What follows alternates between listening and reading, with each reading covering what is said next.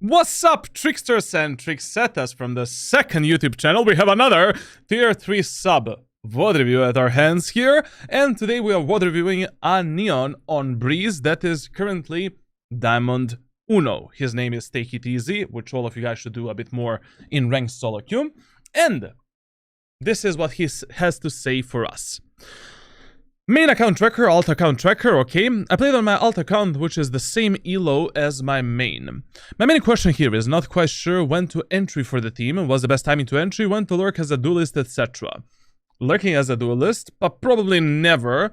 Entries and timings to entry, we're gonna discuss in a VOD review. Now, when it comes to lurking as a duelist, the only time you should abandon the team play if your teammates are passive and bad.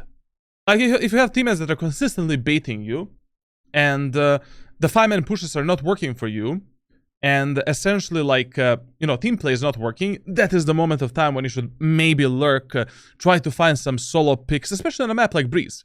Like, when it comes to playing Breeze, essentially this map is heavily connected to your mechanical skill. On Breeze, there are 3 things that are very important. Number 1, how you position yourself, from how many angles you're overexposed and generally how you position. Number 2, how you hold the angles and your crosshair placement. Number 3, your mechanical skill. When it comes to lurking as a duelist, as I said, that's how the story goes. Now, I can enter no problem in lower elo because I can out-aim them, but in my own elo, I felt like whenever I enter, I'm a dead person. Your pathings are probably shit, you're forcing way too many 1v1 fights. Like, every single agent in Valorant has the mega aggressive setups and has the safe aggressive setups, even if you're playing someone like Killjoy and Cypher.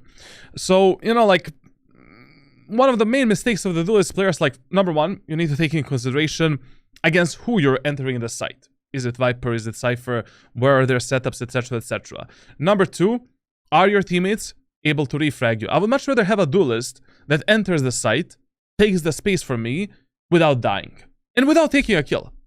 I don't care if you take a kill. I just want to enter the site together with you, make sure that I'm ready to refrag you, and that's it. Now, also, if there's sentinels holding a site like Cypher, traps, deadlock traps, how do we deal with that? We need to destroy them, we need to avoid them.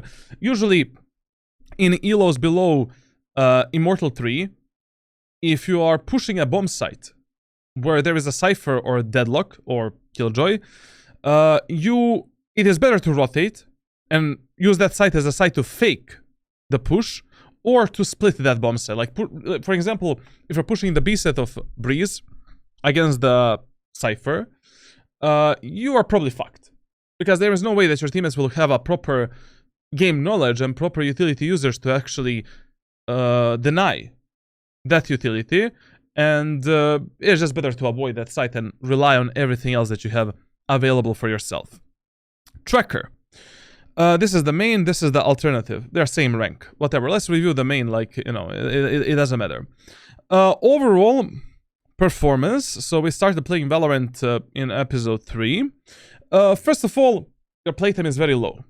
I will always say this, in my VOD reviews, if you truly want to grind Valorant a bit faster, and if you truly want to improve in this game, you need to play a minimum of 2 to 3 games per day. And alongside that, you need to have some kind of a warm-up, some kind of a training routine, and that's it. Like playing 8 hours, 9 hours, 43 hours, 0.6, 28, 43, that ain't enough. I know that, maybe you don't have time to play Valorant that much, and even with this playtime, we can reach Immortal 3 and Radiant without any problems, but it's gonna be a bit slower, and you need definitely to have a bit smarter and more methodical playstyle. Now, let's see his statistics. Damage per round, not bad. KD, not bad. Headshot, really solid, actually. KST, absolute shit. This statistic here always showcase me whether or not you're a good duelist player or a bad duelist player. If you're not able to get a kill, assist, survive, or get traded in a round, and your KST is below 75%, and you're maining duelists primarily, such as Neon, you are garbage when it comes to the team play. And your team play is absolutely shit. You're either taking the fights that you don't need to take, you're not able to refrag your allies properly. You're not allowing your teammates to refrag you. Like, you need to fix your entry setups, as you said, and your executes and, timings when to go in. So we'll focus on that in a VOD review. Now, let's see some other statistics. Clutch percentage extremely low. Like, basically, in a game of Valorant, you should be winning 1v1s 60% of times, 1v2s 50 to 40% of times, 1v3s, 1v4s, and 1v5s once in a blue moon. But, when it comes to the clutch percentage, you're aiming for 4 to 6%. Now, agents that you main. So you're primarily maining Neon, Omen, and Neon and Omen, actually. Good 2 picks. To be honest, Neon is viable on some maps, Omen is viable on some other maps, but your win rate is significant. Your win rate with Omen is really good. Okay. Bro, you're crushing it with Omen. I don't know why are you even playing Neon. But okay, if you enjoy playing Neon, why not? It's a good as secondary, pick. This is actually not bad. I like how you're splitting your playtime on the agents. Not too shabby, not too shabby. Okay, this is what I would recommend you. On Bind, definitely keep playing Omen. Omen on Bind below Immortal 3 Elo is a Giga Chat character. And essentially, with my ranked playbook, with my strategies and tactics from the Discord server, you're gonna demolish the enemies on Bind up to Immortal 3. Split, Omen on Split is 10 times better than Neon, and generally, your win rate showcases that. On Sunset, if you're already finding more success with Omen compared to the Neon, just play Omen. Omen on Sunset is also great all the way up to Immortal 3, even if after Immortal 3. On Breeze, unfortunately, you cannot play Omen. On Breeze, Viper is required, and you can play Omen only as a secondary controller. And if you're already playing Omen as a secondary controller, you're playing him more as a duelist than anything else. Omen is okay on Breeze, but you need to have a Viper. And we'll see today what you can do better with a Neon. On Ascent, I don't know what to tell you. Neon is kind of shit on Ascent. Other duelists are far, far better. I would actually recommend you to just polish out your gameplay with Omen. And I don't know why would you play Neon on Ascent. On Lotus, for an example, Neon is a really good pick. And on Lotus, you can mix Omen and Neon respectively, depending what is your team composition and what your team needs from you. And on Haven, Omen is much better pick than Neon. So the only maps where I would actually play Neon is Breeze and Lotus. And that's it. There's not a single other map where I would actually play Neon over the Omen. And on Icebox, obviously, Omen is your main pick, and Omen is amazing up to Immortal 3 on Icebox. I'm soon gonna cover my ranked playbook with Omen on Icebox next week. Next week I'm doing that. And you will see how many strategies, tactics, outplays, you can outmaneuver the enemies so much on that map with Omen. Viper is not required up to Immortal 3. Now, when it comes to your weaponry, this is actually not bad. Pistol rounds number 1, full by a second, eco-sense. This is very good performance. I like it quite a lot. Very good. Vandal main weapon, Bulldog Ghost Classic, Stinger, Sheriff, Guardian, Shorty. Papa is satisfied. You're performing like this because you are a John Wick of Valorant, and you're a valuable asset to your teammates in every single round. You probably mastered a variety of weapons, as we can see here, which is very good. This is a proper tracker. The only thing that you're missing are Operator and Outlaw. But of course, this is episode 7, so we don't have the Outlaw. You need to play more Operator, and you need to learn how to play him. Basically, play that gun. You died 33 times when you played Operator and took only 5 kills. That is shit. Even if you're playing Omen or Neon, you should learn how to op and how to abuse this weapon. This weapon is a free elo stick in every single rank. Same as Outlaw as well. On Breeze, if you're not playing Operator on Defender side, bro, what are we speaking about here? Very good. Very good tracker. I like it quite a lot. Let's see what he can do a bit better on Neon on Breezeroni. Let's go onto the map.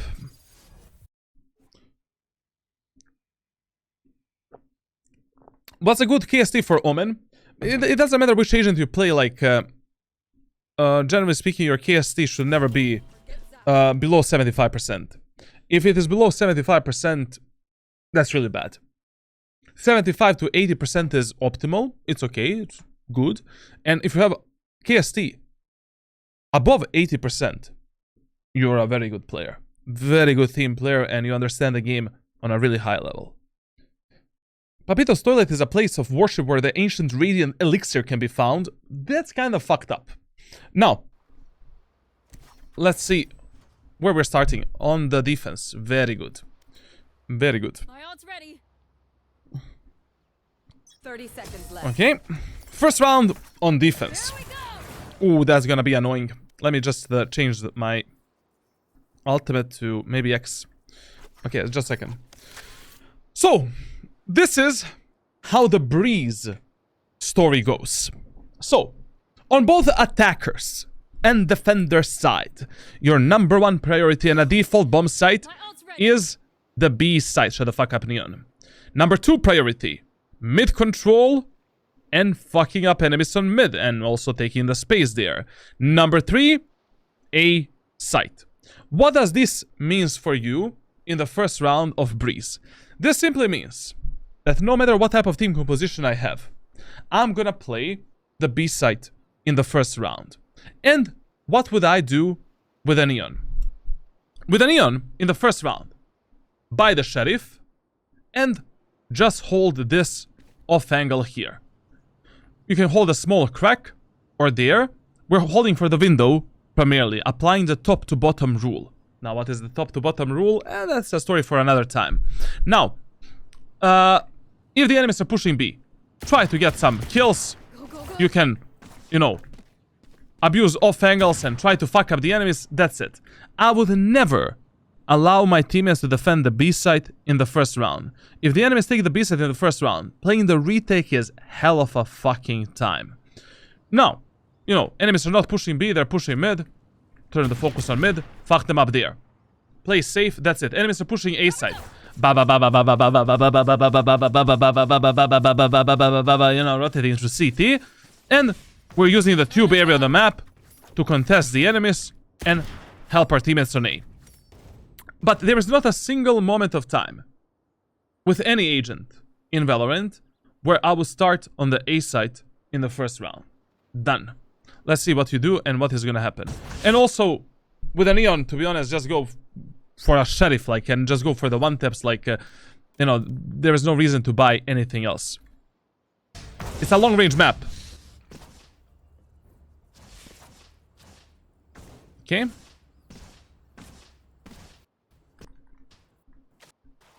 I'm out of here. Okay. Now, another reason why I would play, you know, B-Seth with Neon in the first round is it is better to have, like, one of your Sentinels and one of your controllers on the A side. Like, this placement of the agents in the first round is fucked up, essentially. Like, Viper and Sage are playing in the first round on the B side. Bro, who the fuck is gonna defend A? You know, Reyna, Neon, and Fade. Reyna and Neon.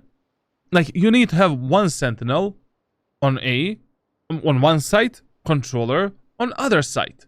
And you need to micromanage your teammates a bit. Like, maybe your teammates are not gonna listen to you, but these type of callouts and this type of shits, you need to say to your teammates. Also, I feel that with Neon, it is absolutely stupid to go for the Ghost in the first round of Breeze.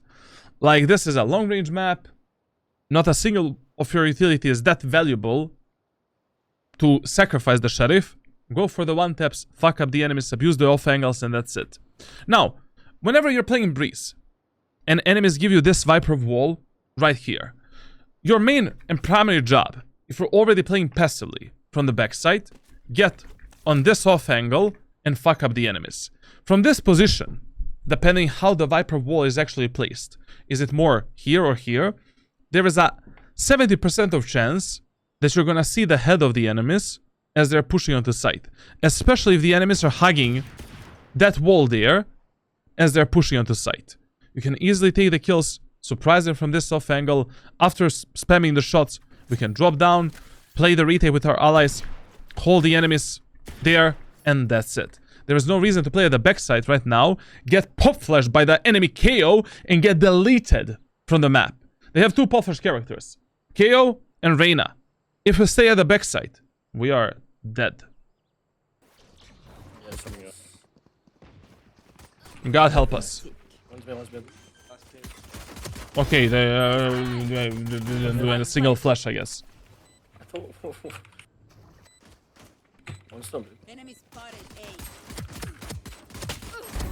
Okay. Gotta go. Ah! Player standing. Ah, bro, like, come on, man. My guy purchased the stun in this round to not use it. We killed this Viper. We know that KO is backside. Why the fuck did you purchase the stun if you're not gonna kill this KO right now? Poor game awareness, poor map awareness. Problem number one. Gotta go. I mean, you actually knew that the KO was there, but why would you run towards the KO? What is this decision making?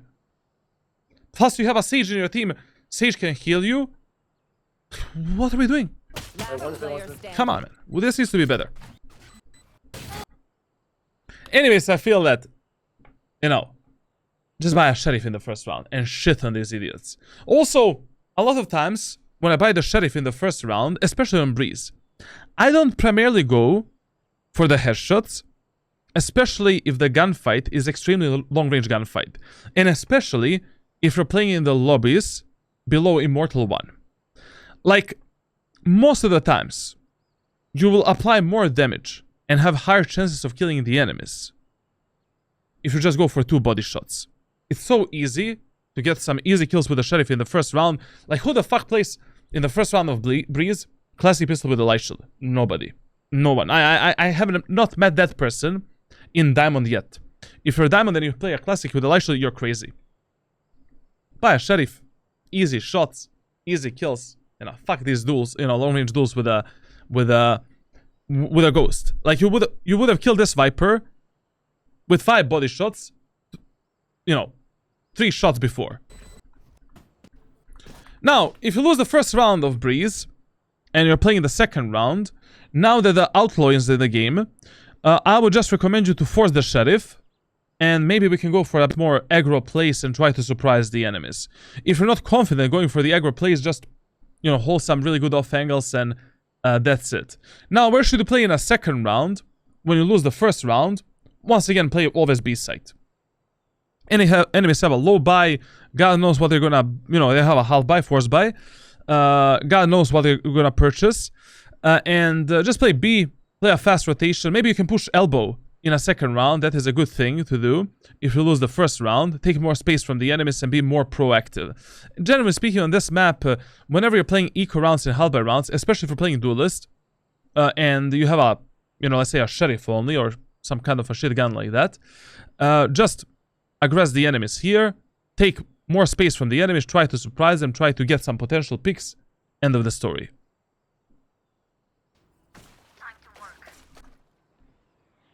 Okay, Marshal use purchase.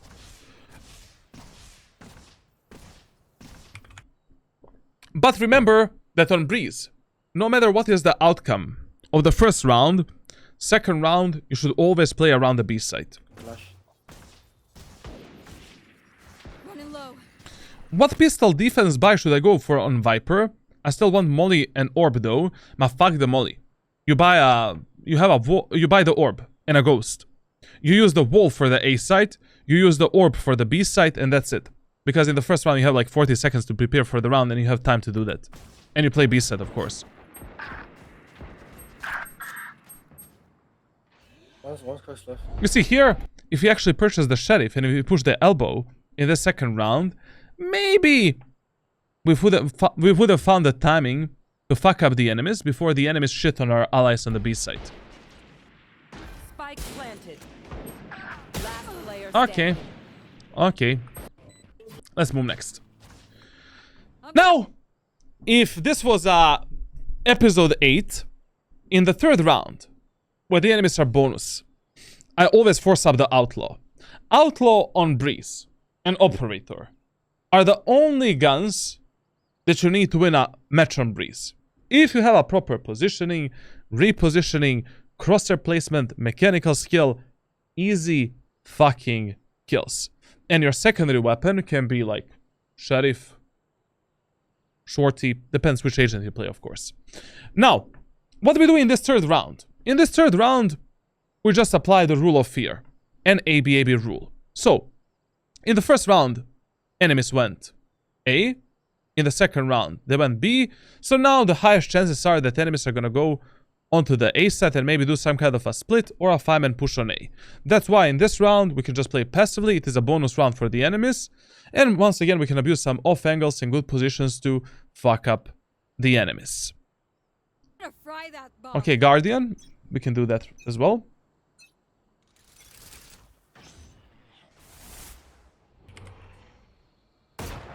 Ooh, that was a really good peek by the Jet. Bro, that stun. I think Jesus Christ right now is like, whew, that missed me for an inch. Listen, one extra tip. If you ever get pushed out from this position and you're playing a full buy round, get the fuck onto the yellow boxes and onto the stairs. You have no business here because enemies can easily pop flash you and fuck you up. Even if one of your teammates is close here, you can support that teammate from the stairs and from the yellow box. Here, if I was playing instead of you, what I would have done? Okay, I probably would have held this angle here, like this. Go for a few shots or try to kill the Jet. Get the fuck out with my run thingy. Delay the enemy's push with a stun. And from this position, try to fuck up the enemies. Drop down. And from this spot, try to spam the enemies as they're pushing into the site. One more thing that I've noticed that players are not doing enough in Valorant is on Breeze. When the enemies have this wall here, and you're playing passively, spam the wall. Try to get some potential kills. Every single chance that you don't take to kill the enemies is a missed opportunity. The more things you try, the more success you're gonna have in a game of Valorant. Why not? You know, better than just waiting for enemies to stomp you. This repositioning, terrible. You should have went on the yellow, around the yellow box or stairs, and from that position, support your allies. Or these days, you know, because the doors are open at the start of the round, I also love to play here when I reposition from the site. From this spot, I can easily snipe down the enemies there, fuck them up, then clear the enemies in the main, support my teammates, and then move for the retake. Also, remember one more rule in Valorant. If you're already unable to stop the enemy's push, call for a change. Sage, we cannot defend A site. Can you go play A and wall it? Sage, can you maybe use a slow orb on A main area of the map? Or play retake.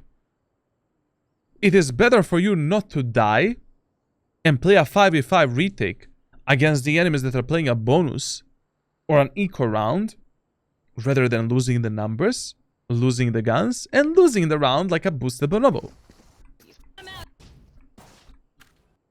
And also, in the first 4 rounds of Breeze, if you notice that the passive playstyle is not working, take more space from the enemies.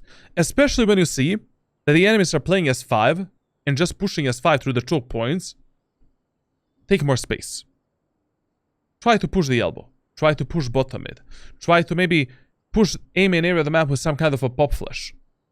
Anything is better than playing passively and getting stomped by the enemies.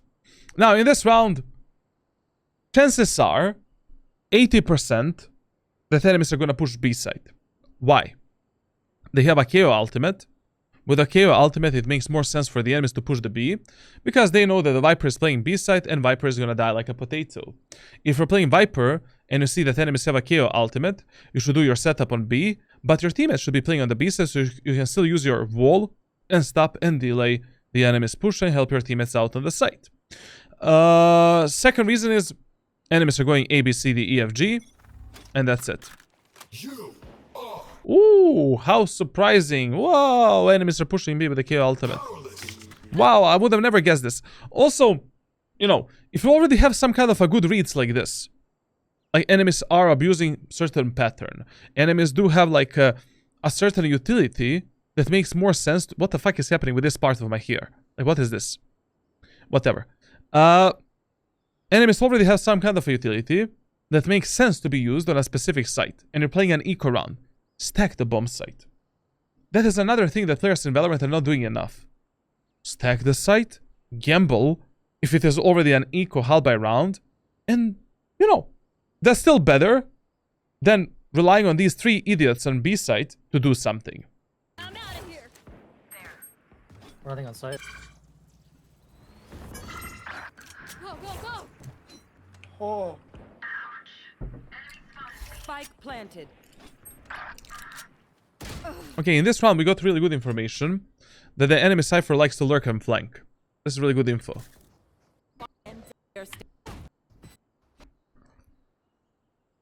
What you need to master, and what you need to do a bit better, like in a game of Valorant, in ranked solo queue, like in the first 4 rounds, you will never see me play the same fucking bomb site unless enemies are just pushing that site. Like, you need to read the enemies. And in the first 4 rounds, you should be the one in control of a round and playing the site where essentially you think enemies are going to push next. Now, in this round, you know, the highest chances are that enemies are going to push A. Cypher likes to lurk and flank, so he's probably going to go through the mid area of the map or through the elbow. And we need to have some kind of a counter for A site. This is still a team play game. So, if you have Sage in team, if you have Fade in team, Viper in team, and you know that enemies are gonna push A, guys, can you please help me? We're gonna get stumped again and do shit. And also, you know, read how the enemies are taking the space in a specific area of the map. Like, what I would have done in this round, I would have held this angle like this again, aiming up there. Why? We saw in the previous 2 rounds that the enemy jet always uses the updraft up here and here when they're executing the A side. So we can just play here, get an easy kill on the jet, reposition with a wall, or make the enemies think that we maybe reposition, and then when the enemies are pushing in, we can maybe stun them, bam bam, easy second kill, and then we can bam boop. But playing in the same angle and not reading the enemy's pattern of pushing, really bad. Okay, that was actually good. That's okay that he what he did. By the way, when you're using the stuns like with Neon, you really need to go into some geometry classes and learn how to properly stun so that you're not wasting your stuns. Like this first stun, I mean that stun went to the Jesus Christ.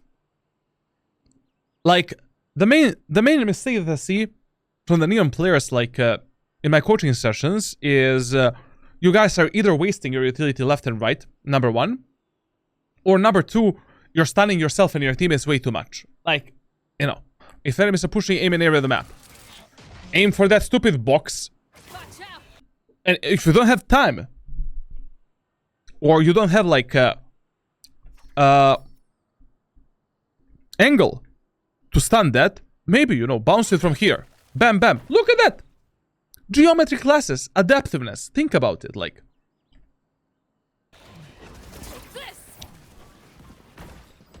when it comes to, you know, learning the Neon stun and you know, how to properly bounce it, in a custom server, you can practice that. You know, just try to get a feeling, you know, how the stun actually bounces, like where does it go. Maybe you can create some, you know, lineups on the go that you can use, like for example, you know, finding some pixels and shit like that. That here was like, fuck this shit, man, I'm gonna Sudoku myself. Spike down A. That's nice. One enemy remaining. Oh. Nice. He's usually mid. Out of charges. To be honest, this Cypher can also be in the CT and tube. Like, the most common play that Cypher players love to use is lurking through the elbow, lurking through the mid, and lurking through the A main area of the map. If you don't see the Cypher in here, expect him to be mid or CT if you lost the information here early on. Gotta go. Flawless. But Nice. the Cypher just did nothing. Out of here. Okay. Where do we think enemies are gonna push now? I think that enemies will change something. Like, they're either gonna split A, split B, or push B. So, 60% of chances that enemies are gonna end up B, 40% of chances that enemies are gonna end up A. We're losing the match 1-4. I'm not gonna trust these... I wouldn't trust these teammates, even if they need to, you know, hold for me a fucking coin. So, essentially, in this round, you should be playing elbow with your Reyna. That is probably gonna go aggro mode because, you know, Reyna is here. And the Sage should be the one maybe playing A side alone with a wall, with the slow orbs, and that's it. As I said, in ranked solo queue, you don't need to be IGL. You don't need to always macro and micromanage your teammates. But when you already have some of these reads, when you know, enemies are already developing some kind of a pattern, you need to understand, you know, what is the proper game decision to be made at that specific moment of time. If you don't do that, these 4 teammates that you play with, they're autopiloting, like you know, 80% of Valorant players are just playing the game on an autopilot mode. They don't ask themselves, like, you know, what the enemies are gonna do, what my teammates are doing, what is my team composition, enemy's team composition, what is my ultimate status, enemy's ultimate status, like, stuff like that. You need to be the one tracking all of that shit if you want to have success in ranked solo queue. But maybe we're gonna get a pick here on the Cypher. Get out of my way. Ooh, how surprising, enemies are going B. Whoa. Gotta go. Yep. Okay. Spike down. Now, B. Almost out. this part is gonna be very important. Right now, Cypher is probably mid. We cannot run like a fucking monkey, mate, and pick this like idiots without the proper crosshair placement. Read the enemy's playstyle on both macro and micro level. So what do enemies love to do on a macro level? They love to push S5 onto some bomb site and play together. And they're pushing fast. They're not playing slow, they're not splitting the map and shit like that. But on a micro level, enemy Cypher is not playing with a team. And he is consistently lurking and flanking. Right now, we need to be aware that the Cypher can already be on the A side, or maybe at the bottom mid. So we need to be ready for that fight. Oh! That was... shit! Think about it. We almost lost that round. Because of you. Yeah, because of you. Because of you. I don't care about your teammates. You were not alive to close out that round. Now listen. Even if you're playing Neon, pick up the fucking operator. Learn how to play op. Right now, chances are really high that enemies are gonna push A site. Because of all of the reasons that we've already explained. Like, pick up the op, play maybe this angle, get an easy pick. You miss your shot, whatever you can do that. Do this, reposition. Then, let's get on this spot. Enemies are pushing in. Bam! Another kill. Then, go, go, go, go! Repositioning. Going onto the yellow. Enemy Viper is using the wall. Getting up on this position. We see the enemy head. Bam! Another kill. Then, we wait for our teammates. And we play the retake. Also, some angles that are solely to be held is this position here. We can get an easy kill. Against the Jet and Chamber, I would never double scope here. Why? Because they can use that teleport and updraft up there and fuck me up. So, always, 1x scope, holding this angle, bam, easy kill, reposition. But, you know, now we have a Vandal again.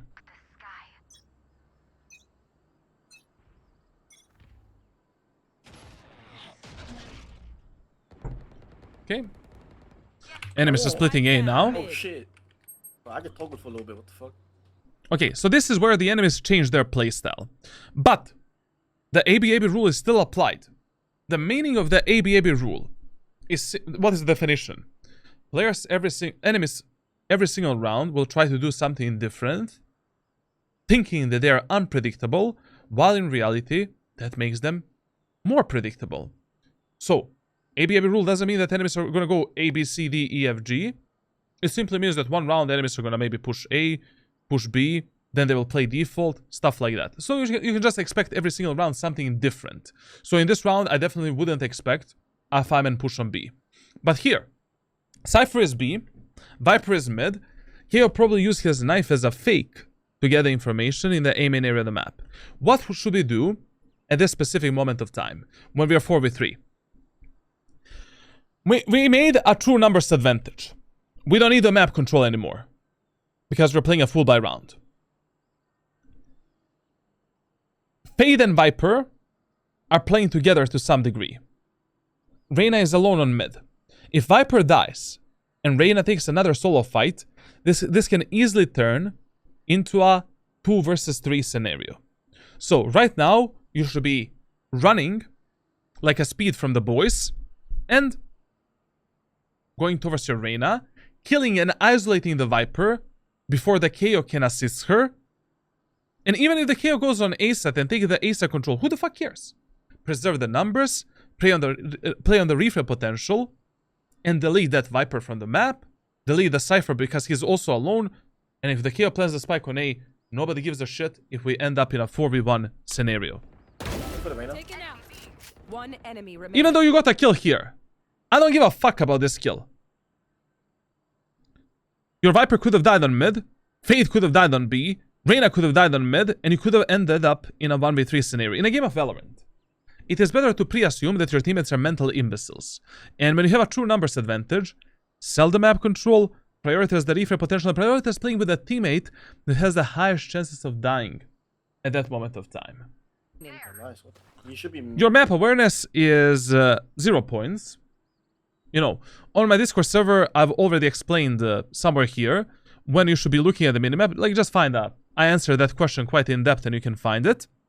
And when you should look at the minimap and what are the cues for the minimap. But maybe I should give you some kind of a training for the map awareness, but we'll see that. Look what my dude is doing. He is holding aim in area of the map. Cypher is B. Your teammates are pinging you, B. Run! Watch out! Go, go, go!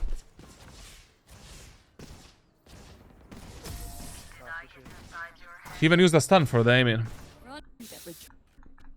Map awareness in the first 7 rounds. 0 points. Potato. Potato. Okay. In this round, if I am playing this game, I would probably expect some kind of a fake from the enemies. Why?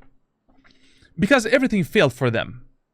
You know, in this round, there is a huge chance that the enemies will do some kind of a fake. I don't know, I just have a feeling for it, like, based on my experience. Maybe that's not gonna happen, but what should we play in this round? I would play actually on the A side, because both your Sage, Viper, and Fade are playing on B. They can stop the enemy's push.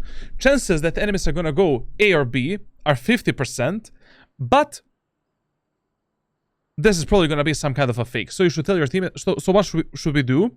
we should anchor the bomb sites a bit longer. And that's it. Thank you. Bro, are you gonna abuse some other off angle and position instead of just playing here? Enemies don't have a Sova. Like, at the end of the day, tell one of your teammates to bait for you from there. Stand here. Tell him to destroy the Reyna flash. Bam. Take an easy kill. Reposition. Hold this angle in one round. Try to take a kill. Wait for the enemies as they're pushing in. As they're pressing the W key. Surprise them. Kill them. Bounce them. Bop, bop, bop. Take another kill. Reposition. Like, you're gonna play the same angle like 24/7. If I'm playing against you, right now, Papa is picking up the operator as Jet. Even if I'm playing Cypher.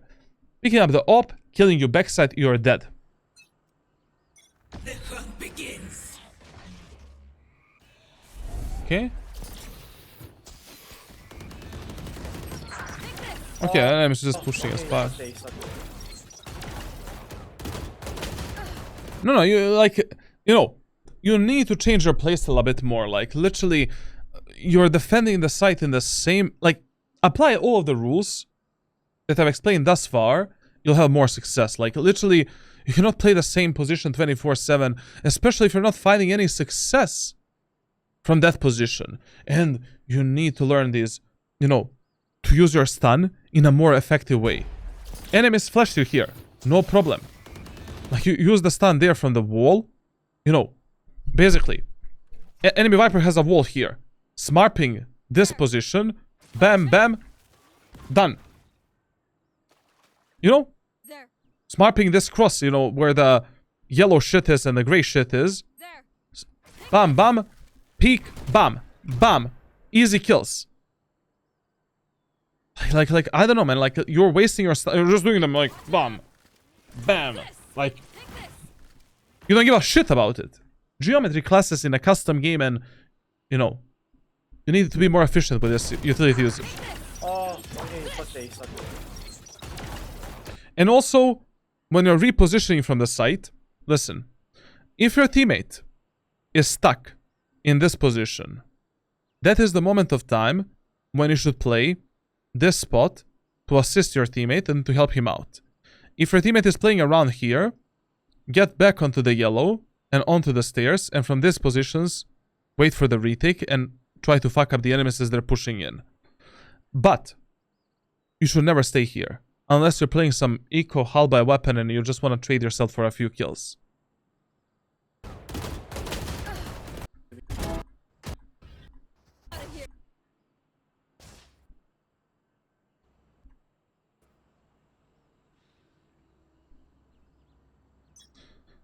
And, listen, on Breeze, if you notice that the passive playstyle is not working for you, get some early information. Try to be more aggro, especially with Neon and Reyna on the A side.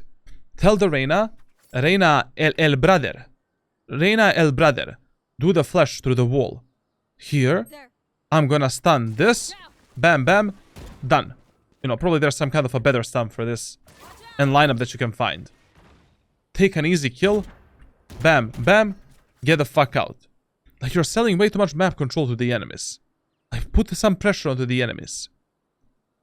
Like you're not just playing passively 24/7. Especially if that is not working for you. Mid. He's out. Welcome to my world. Oof.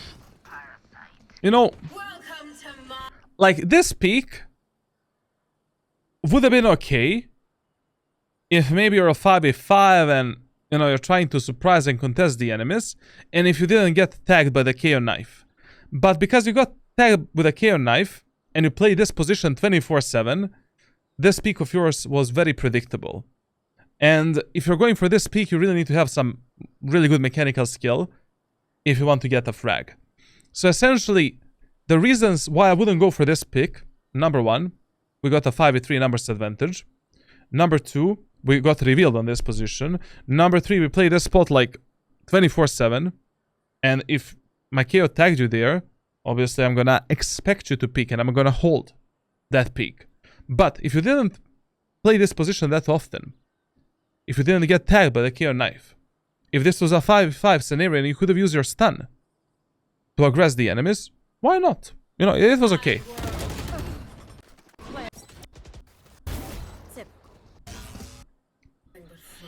And because you died, you couldn't control the outcome of this round. And basically, like, you know, we died like a potatoes. Now, this is a very important thing that I need to write down on the notepad.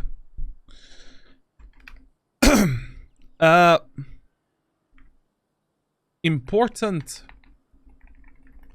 team play rule in Valorant. It is extremely important to have a good balance between your ego and what makes more sense for you during a specific game. What do I mean by this? So, if you're already reading the enemies, you're predicting the enemies, but you're not able to mechanically contest them on a defender's side, you're not able to stop the enemy's push, call for a change. Because your teammates are probably not gonna do it. And don't let your ego come in a way of you winning a match. Enemies always destroy you. There's only one round which you won on the A side when you play the A site. Tell your teammates, hey guys, I need a help. Sage, maybe you're a bit better at defending A site instead of me. Anyways, on this map, there is almost never a reason to play 2 sentinels, 2 controllers, or sentinel and a controller on B side. Are you fucking idiot? Like, one guy should be B, one guy should be A. Done. This round, right now, enemies have the KO ultimate. So the chances are really high that enemies will go B. I would still play the B side, but, you know, this round buying the operator is a really bad idea, actually. Why is it a bad idea? Because chances are really high that enemies are gonna push B, and playing a retail with operator is gonna be hell of a time, but you still have an ultimate. By the way, when you have this type of information, you know, you already know based on the previous rounds what enemies are gonna do, and you have, like, you know, there's like 80% of chances for something to happen. Just tag that site and try to fuck up the enemies with your teammates. Like, here, I would have left Reyna alone to play A, and I would have just played the B side with operator. Because they have a KO ultimate. Last time when they had a KO ultimate, they used it on B side. Majority of the players in ranked solo who love to use the KO ultimate for the B. You should have played B side. Like, your positioning is shit. I'm out of here. Inside. But what is another information that we have in this round? Cypher is probably mid. So right now, with this operator, I would have probably take a boiling diarrhea on that Cypher in mid. Spike planted. Almost out. If we don't do that, our teammates are gonna be a boiling diarrhea for the Cypher, and now they're gonna die from the mid and from the elbow. So I would have actually went onto the elbow, onto the tower, from tower clear the mid and kill the Cypher, and then connect with my teammates. Because guess what? Your teammates are probably not gonna observe that. Like, what you need to become a bit better with is putting more focus on what enemies are doing, on their macro and micro playstyle, in order for you to have a better and more meaningful positioning on a defender's side. You need to use operator more. You need to change your positions based on enemy's utility usage and you know, what they saw from you in the previous rounds. Like, there are so many different ways how you can defend A site and contest the enemies in the A main area of the map, and you're not doing that at all. One enemy remaining. Okay. Fortunately enough, like in this round, Cypher didn't lurk and your teammates won the round, but still, you know, huge gamble.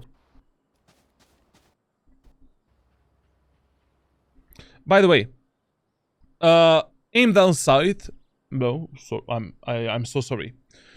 Aim down sight should always be on hold. Learn how to play with the aim down sight on hold. It is much better for enormous amount of reasons. Like it is much faster to go in and out. When you're peeking the enemies, it is much more fluid. Like gives you more fluidity in your gameplay.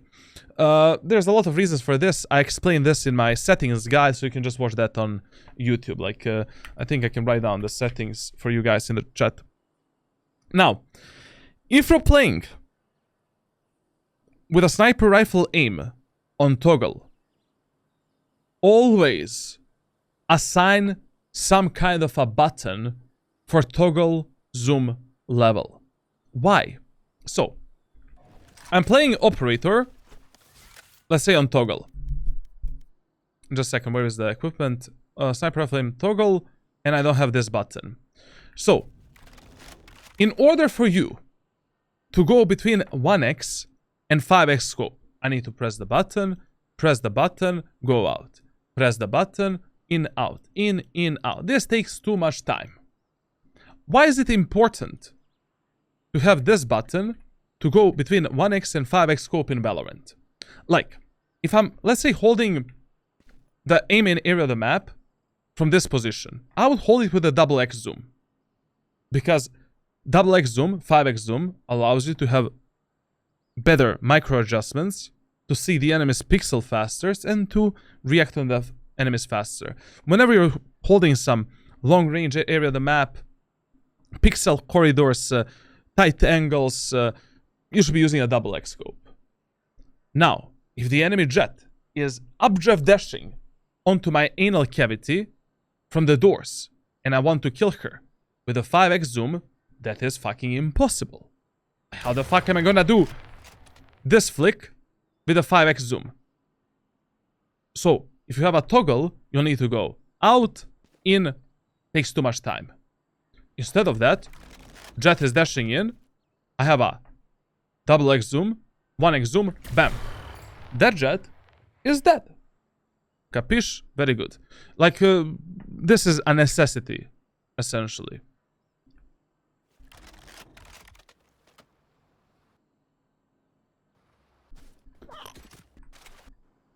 Cypher can Ooh, be. we changed something. It's out of middle B. Reina's bit. Yeah, our Viper is AFK. Unlucky. Anyone mid? Go, go, go! There's a camp. Oh, shit.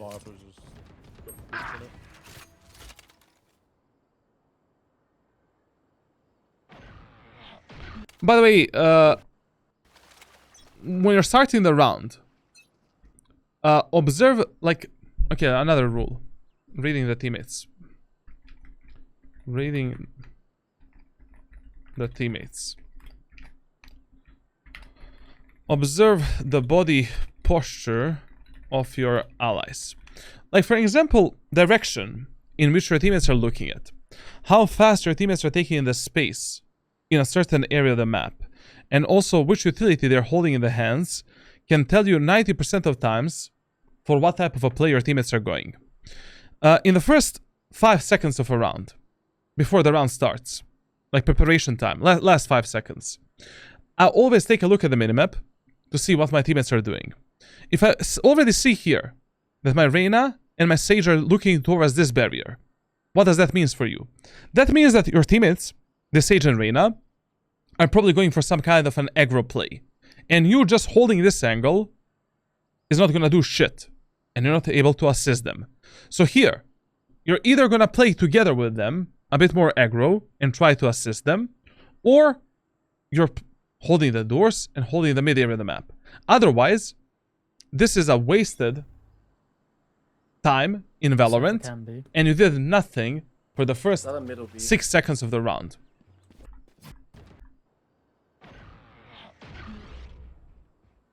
To be honest, you know, if you already have an like another thing, you're saving your Neon ultimate way too much. Like Neon ultimate is same as the Jet ultimate. We can use it for to basically for economy purposes. Use it maybe in some eco and halberd rounds as a primary weapon and try to get a few kills.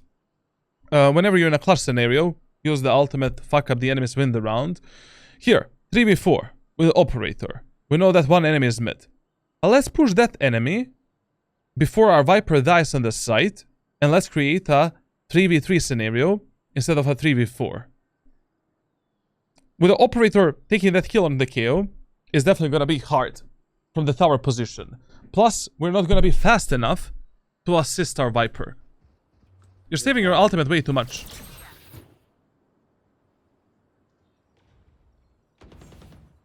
Nice. Spike down B. Yeah, just wait. 148. Fuck. 5. Okay, that Cypher can be anywhere. Last player standing. Oh, this game sucks, bro. Spike planted. Your team play, decision making, 0 points. Bro, I thought I was that guy.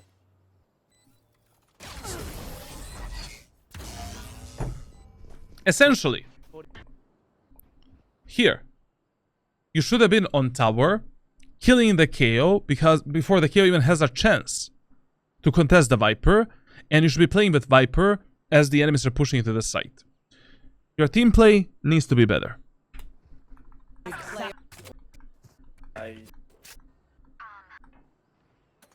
Yo, good morning, Shazamel. Welcome to you, man. What is mid again? Average. Spike down B. We have the spike, we have the spike. Oh, yeah. Shit. Almost got that. I'll watch tunnel. Nice. Bro, you have enormous amount of wasted time. Enormous amount of wasted time in your gameplay. Like at least 3 times during this VOD, you were holding an angle that your teammates are either already pushing, contesting, or your teammates are already holding. Like this time in a game of Valorant should not exist for you. Essentially. Like you should be a useful asset to your team and doing something proactive at every single moment of time. Okay? Like, pay attention more on the, I think a lot of your problems definitely come from the minimap. Like your map awareness is like, we can discuss it for days. I have a 5, 6, 7 different trainings for the map awareness.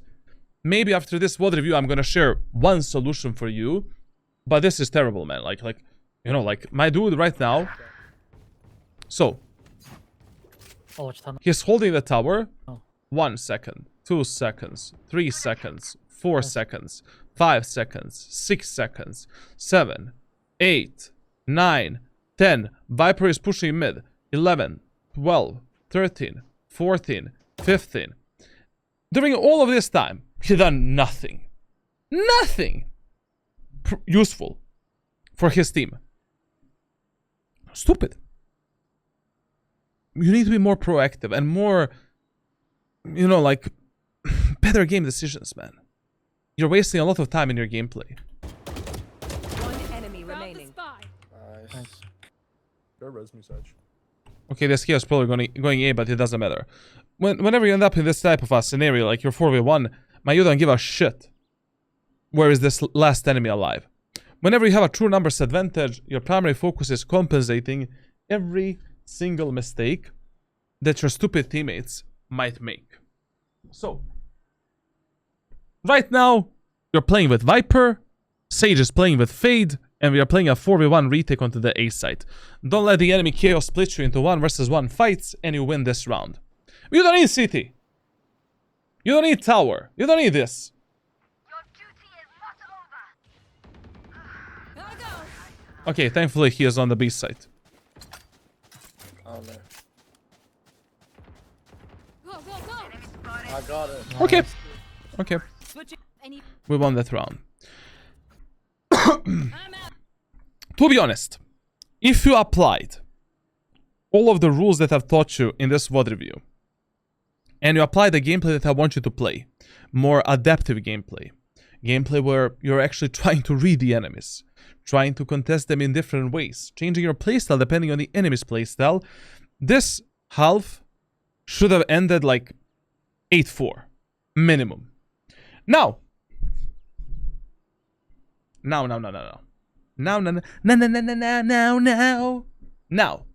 first round on the attacker side of Breeze. This is how the story goes. So, B site, default site. A site, secondary priority. But that's not how we base what we want to push in the first round on Breeze. This is how the story goes. So, enemies don't have a single Sentinel, Cypher, Deadlock, Killjoy, or Sage. Plus, the enemies don't have the Viper. In the first 3 rounds, if for some reason enemies don't have any of these agents, 3 rounds in a row, push the B site only through the B main area of the map. And that's it. Second scenario. Enemies have only Viper and not a single other Sentinel.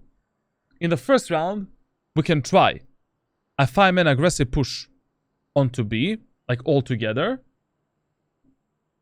And then, based on how that round goes, we want to decide whether we want to focus on A or focus on B. Now, enemies have a Viper. And they also have one of these guys. In the first round, we need to split the A site. We're doing a 2-3 split, where 2 of your teammates go main with a spike, and 3 of your teammates are going mid. Who should go mid? You, as a duelist, and Viper and Initiator, like basically Sova would be great if goes there as well. Viper's job is to give you this wall.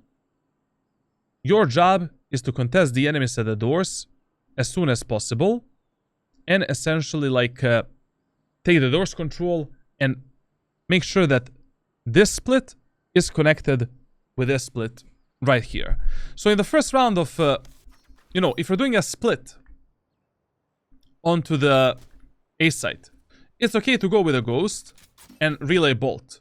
And basically just relay bolt the doors with a Viper smoke, run in, and just, try to fuck up the enemies at the doors. If you're pushing B site in the first round, you should just go with a ghost and a wall, and your job is to do some kind of an execute, onto the site.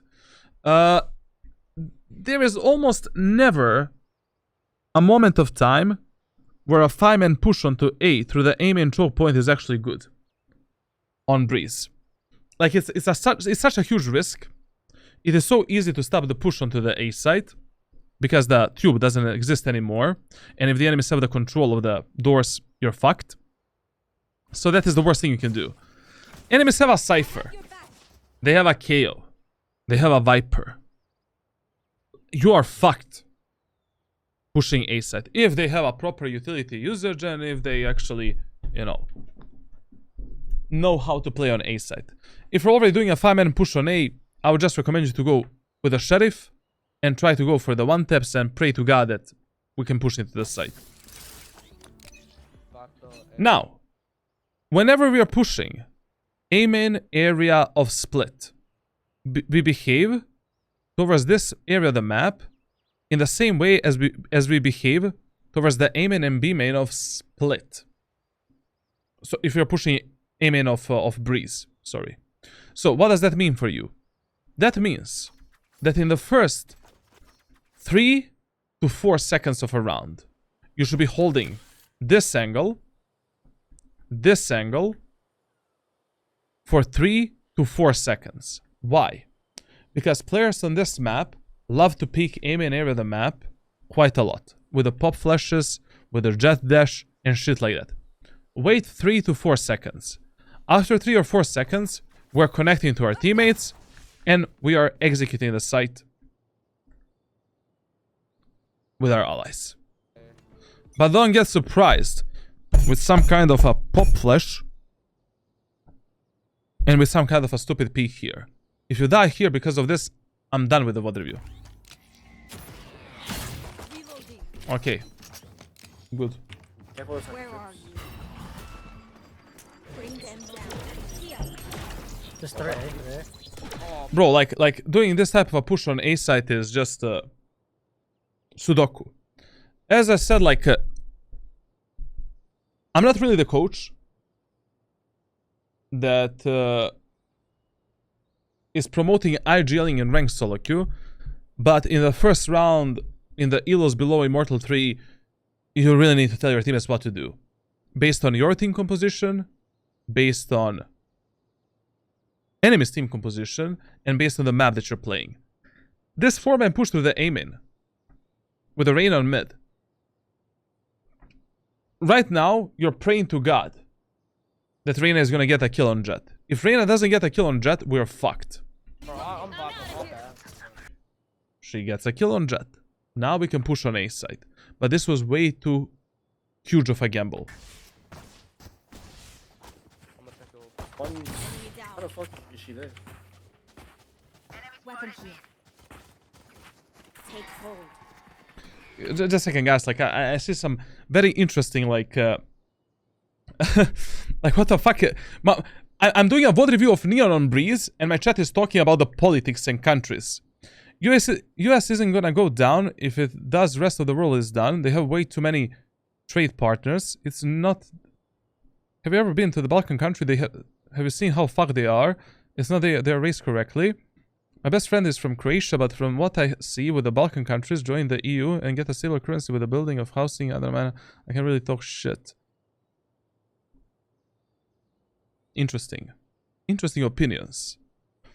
Personally, I think that USA will never go down because there's so many things connected to the USA. Like, they will always find some money well, you know, to basically, like, dig out. And when it comes to the Balkan countries, like 90% of people from Balkan countries are actually really good. Even though they don't have a very stable economy, I feel that that region is really fucking good.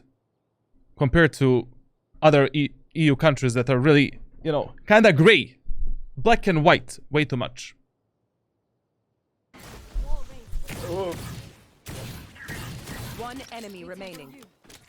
When it comes to this round, first round of attacker side, it was absolutely shit. Please navigate your teammates a bit better. Go, go, go. We won it only because Reyna took a kill on Jet. Reloading. Enemy spotted mid. wait, don't kill me, don't kill me yet. Oh, come on, come on. Croatia isn't a Balkan country. Try going to Eastern Europe. It's fucked up there. The average salary is about 400 euros per month. That's actually true. They are mine. How did we... The only thing that is fucked up for the Balkan countries is the economy, as I said. Like, everything else is like... everything else is really good. The nature, the people, everything. And when it comes to Croatia, Croatia is part of the Balkan. I don't know what you're talking about, like your, you know, geography is not really the best. And stuff like that. Forget the spike. What shit, that's my lad. That's my job. The Cypher, yeah? Ooh, what the fuck am I watching? Oh, what review time? Shh. Listen. Fuck this game. You win the first round of Valorant. You win the first round of Valorant. Second round is always a full buy round with a fucking heavy shield. If you save the Sheriff from the first round, you can play the Sheriff on Breeze. It is absolutely fine. But I don't... So, he bought a light shield. A light shield without a wall, and we are pushing the B site in a second round. Are we mentally retarded? In a second round, when we win the first round, I never want to see you play that round without the heavy shield. The only time you should stay with a light shield is if you save the light shield from the first round, and that's it. In this round, you should have bought a heavy shield, wall, and what do we push? We push A site. Why A site? Because enemies are eco and hull buy. There are higher chances that enemies are gonna fuck you up right now on B than on A. Like on Breeze. Whenever like enemies are eco or hull buy, avoid the B site. You don't need it. Split A, push A. Done.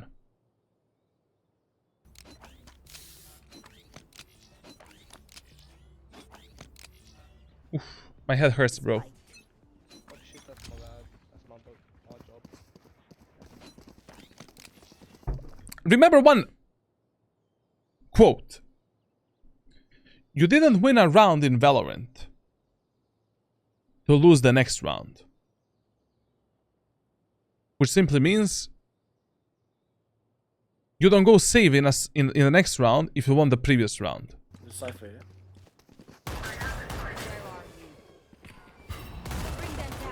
There's a trip that you can't get rid of. Listen, also, when you're pushing onto the B site, and your push is delayed in the B main area of the map, and you don't have anything for the elbow, like you don't have a tripwire, you don't have a trademark, you don't have a Molotov, anything, pay attention on the elbow. Because 90% of your teammates in ranked solo queue are not going to pay attention on this type of a push, and you need to compensate that. So if you're already doing nothing, you know, just staring at the Cypher smoke, whatever, you should be holding this, and then when your teammates are ready to push, okay guys, I'm out of here, let's go.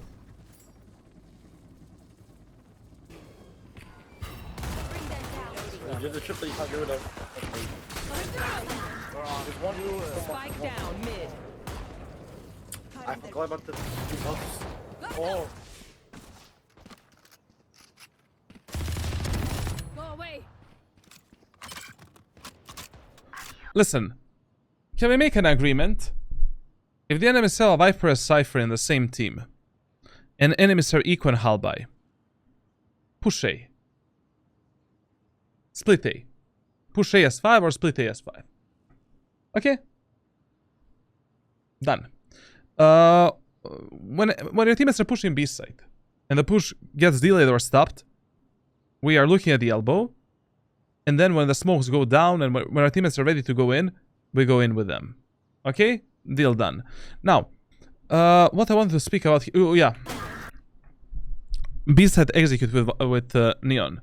So, with the Neon, you have enormous amount of executes on Breeze. First thing that you can do on Breeze is simply using a wall like this, stunning the enemies like this, Go, go, go. and then, you know, trying to fuck up that enemy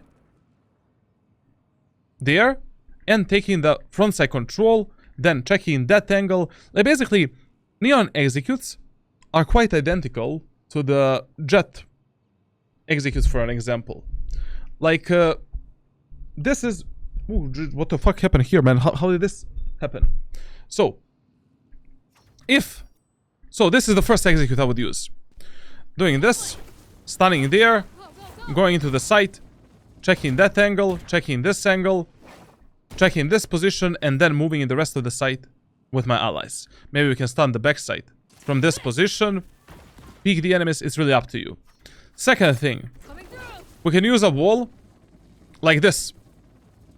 So, basically, a wall here, stunning the enemies on the right side without the, Gotta go. you know, slide. We go in, take this space, take the elbow control, and that's it.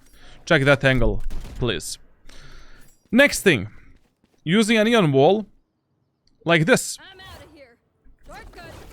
stunning the enemies there, basically from this wall, like this. The second stun should end up there. Go, go. Gliding into this position, killing that enemy, this enemy, check this spot, and then moving to the site with a second stun.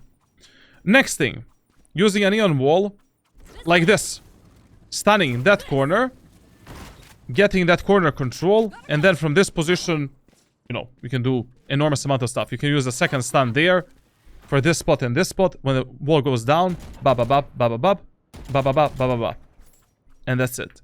Like, there are so many variations of your execute that you can do with Neon, but my primary goal is taking the elbow, getting onto that position, and from that position contesting enemies there, there, and there. Spike down mid. Go away.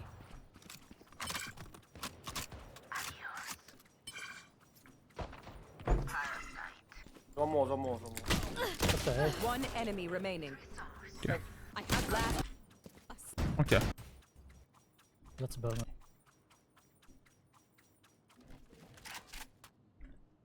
Nice. The main mistake in this round, anyways, was pushing the B side against the enemies that are Eco and Halby on Breeze. No reason to do that. A mission. Fulfill our missions. Listen, when you're pushing the A side, please hold the angles that I talked about. Very important. There. Watch out. Also, on a defender side, same as on the attacker side, same as on the defender side, pay attention on enemies' positioning and utility usage on both macro and micro level. If the KO is always using a early knife for the aim and area of the map, tell your teammates, hey guys, yes, you people with small brains, let's dodge the KO knife and push the A set on the contact. Better, smarter. You know, we're not giving enemies instant information where the fuck we're going. And maybe enemies are gonna pick you here, they're gonna be curious. Oh, are they in the A main? This is my moment of time to shine and lurk and flank and get some easy kills. That KO peeks the A main area of the map, he gets fucked, and you put him in place. Think about it. Watch out. I'll find you. Enemy spotted. Come in, Neon, come in. Okay, listen. So, you had a question. When is it a good moment of time to entry as a duelist? When you think that your teammates are gonna follow you, and when your teammates can follow you up. Only in the rounds where you're Eco or Halby, you can and you should contest the enemies before your allies and potentially try to find some kind of a kills to open the site alone. But in this round, Viper Wall is active. KO Molly is like ticking. Your teammates are not able to assist you and to support you. That is a huge problem for us. Why? You're gonna die like a potato alone. Viper debuff is gonna be applied on you. Your chances of taking a kill here are 0. Chill a bit. Wait for the enemies to util to go down. Even if the enemies rotate, it doesn't matter. It's okay. It's better than you. That is better rather than you dying alone without your teammates being able to refrag you. Now, if you already decide to go for some aggro play with a Neon, like, may I ask one thing? What the fuck is this stun?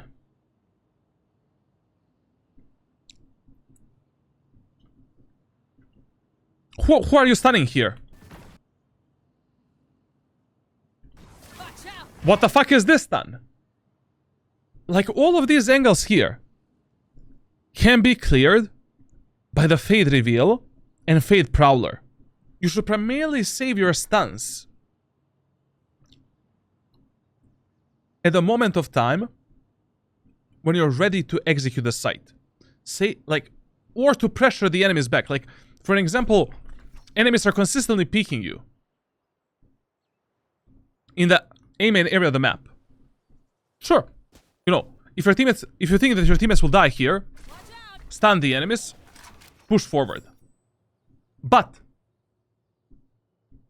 otherwise, combine the wall, stuns, and sprint to execute the site and take easy kills. Imagine in this scenario here, if you had a stun, We can do a wall like this. This way. We can stun that angle there. Bam, bam. Push into enemies. We can start in this position as well. Bam, bam. Try to kill the enemies. I think we can bounce like this as well. Go, go, go. Push the enemies. Bam. Easier kill. We can maybe pressure enemies with 2 stuns. You know, do basically the stun there. Do this stun. I'm out of here.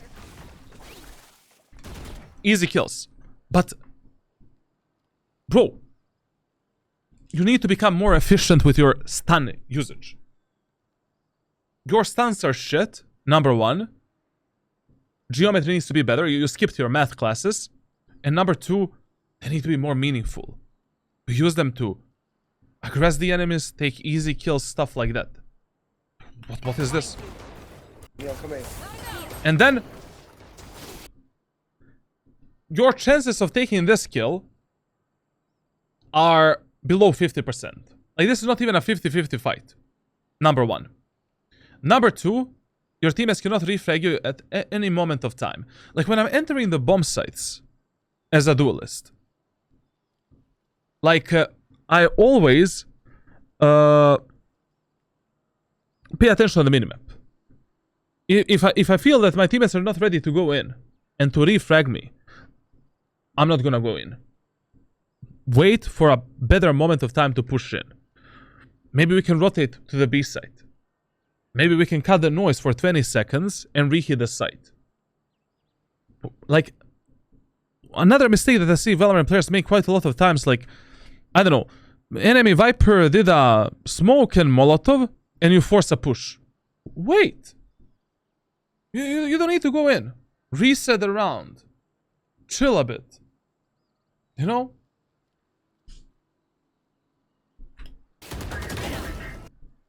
But KO is absolutely dog shit and he took that kill. But still, KO should have killed you here. Like, you were such an easy target and unrefraggable target as well. That's why your KST is also shit. Bro, I'm gonna die from air conditioning.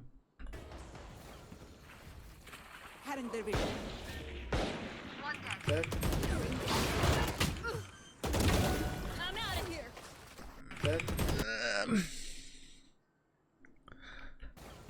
Okay, let me explain.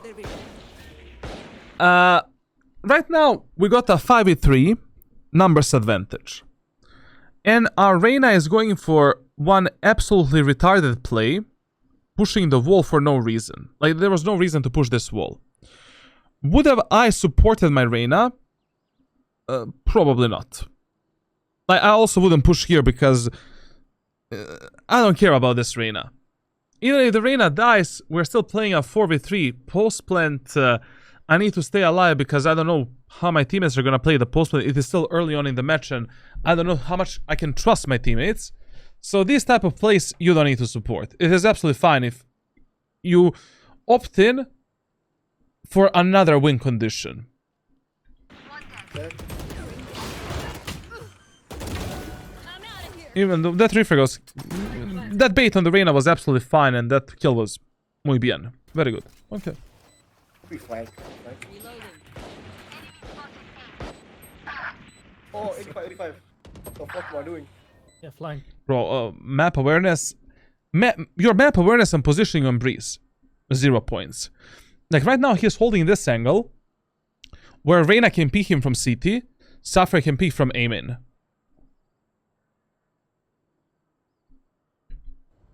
One enemy remaining. That's Flank, 3. flank, flank. When the enemies are this split apart, like, basically, you know, We flank. Flank. so we trade a few numbers here. Oh, 85, 85. What the fuck? So right now we know that Reyna is CT, we know the Cypher is A main. When enemies are isolated in a 1v1 fights, you want to tell your teammate, hey Viper, let's fight Reyna CT, hey Viper, let's fight Cypher on A site in A main before they can connect and before they can pinch us. Like, you want to isolate these two duels. But you don't want to let a Viper fight a 1v1 fight in A main and you fighting a 1v1 fight in CT. What am I doing? Out Nice. Vortex, well, see, man. You must fall. Then out of here. Okay, what can we deduct from the first 3 rounds that we played? Enemies are absolutely dog shit at defending A site, so A site is easier for us and we should abuse the A site. In my previous VOD review on Sky on Immortal, which you can find on my second YouTube channel, VOD review number 69. Imagine that. I was explaining like the proper patterns of pushing and you know, like when to change the strategies and tactics. So right now I will just go A again. Enemies are eco hull by. They don't know how to defend A set, and that's it. Second thing that we can deduct, and the knowledge, the information that we have from the first 3 rounds is the following. When enemies are eco and hull by, they love to aggress us, they love to push us, and they love to flank and lurk. So in this round, we need to be aware of the mid, elbow, and aim and push 24/7. And we need to track the timings for that. Pushing B right now, absolute suicide. What the fuck? Yo, elbow. And usually, the best idea, when the enemies are eco and hull by, on a defender side, is to call for a 5-man push onto some main area of the map. Well, let me talk about that for a second. Why not? Like, I mean, we have time. I have nothing to do tonight. Yours and enemies' economy dictate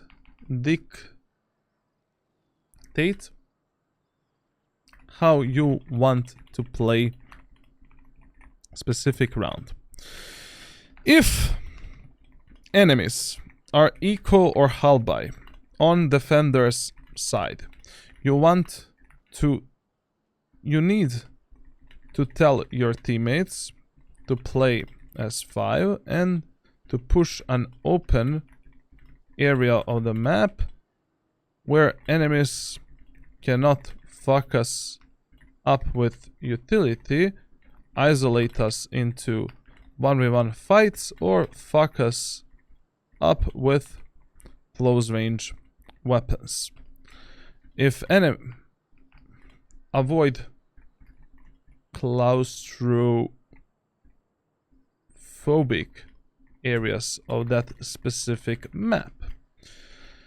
If enemies are eco or hull by on attacker side, you need to have 100% discipline and abuse the gun advantage that you have. Don't aggress the enemies and play more passive. Your primary focus is compensating all of the mistakes from your allies. It's not the bomb site control. So, when you're playing on the attacker side and enemies are eco or hull by, tell your teammates to play as 5 towards one specific objective. Avoid splitting apart, avoid defaulting, avoid lurking, flanking, and shit like that. And avoid the claustrophobic areas of a map. So on Breeze, when enemies are eco and hull by, 5-man push on A, fuck it. If enemies are eco and hull by on the attacker side, and you're playing on a defender side, discipline 100%. Abuse the gun advantage that you have, and make sure that you're compensating every single stupid mistake that your teammates might make. Pushing the enemies, playing 1v1 fights, stuff like that. In those anti-eco rounds, team play is your primary focus, nothing else. He has my gun. Fucking Jew, bro. This cunt and his fucking marshal, bro.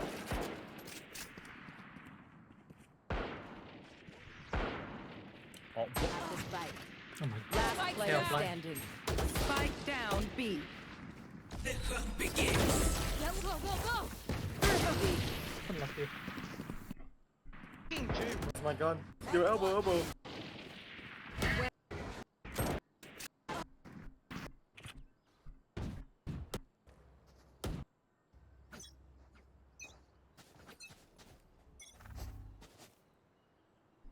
Bro, like, I don't want to talk about that last round. Like, literally, you know what you can do better. Like, you need to micro and macro manage your teammates a bit better. If they don't want to listen to you, then observe what enemies are doing. In the second round, when you push B site, enemies pushed you into elbow. Enemies push behind you. You could have punished those enemies from behind and elbow and won this round. Sure. Yes, boss. Kant and fucking Marshall. Reloading. There's a cam here. Reloading. Okay, listen. If you're already playing a duelist, especially with a duelist, you should be ready to refrag your teammates at any moment of time. Like here, you know, as your teammates are peeking in the bottom mid on Breeze, the best idea is to get on top of the boxes here and get ready to refrag your teammates no matter what type of a fight they fight. So basically, as your teammates are peeking in the bottom mid, you should be doing this.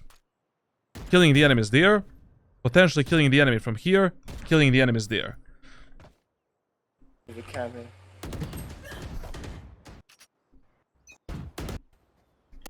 Now, a bit of an economy mistake in this round.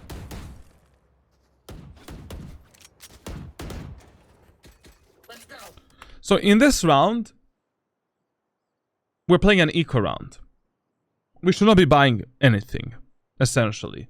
And if you have the ultimate with the neon, what I would buy in this round is heavy shield, sheriff or marshal or outlaw, and I would primarily use my ultimate to kill the enemies and to contest the enemies. I feel that you're saving your ultimate way too much, and you can use your ultimate more to preserve your economy, get a few kills and free guns, and that's it. Okay, good. Sure. Yes, boss. There's a cam here. Reloading. I have the spike. Oof, oh, it's so hot in here. Where are you? And also, on the attacker side, same as on the defender side, like, when it comes to team play, your primary focus in a game of Valorant is usually playing with the teammates that are the most aggressive and teammates that have the highest chances of dying. So essentially right now, Where are you? you know that two enemies are top mid. One enemy is probably doors. What the fuck are you doing watching the back when you know that the Sage and Fade are gonna fight on mid? You know? Like right now, you should still be on mid. Be ready to refrag the Fade and Sage at any moment of time. Like team play, 0 points again. Jet door. Sure.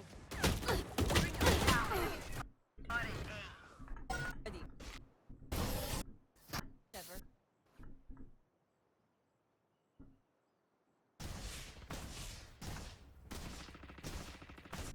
So listen, you know, this is why you also need to read the enemies on both macro and micro level. Like, you know, whenever you're playing a full buy round, on the attacker side, enemies were never lurking and flanking except the Cypher. So, you know, watching that B-man push, I don't know, man, like, pay more attention to your team play. Like, it's really shit, to be honest. Reloading. Try to, you know, pinpoint on the minimap, like, a bit more. So, look at here, for an example. Your Sage is peeking elbow. Play with the Sage.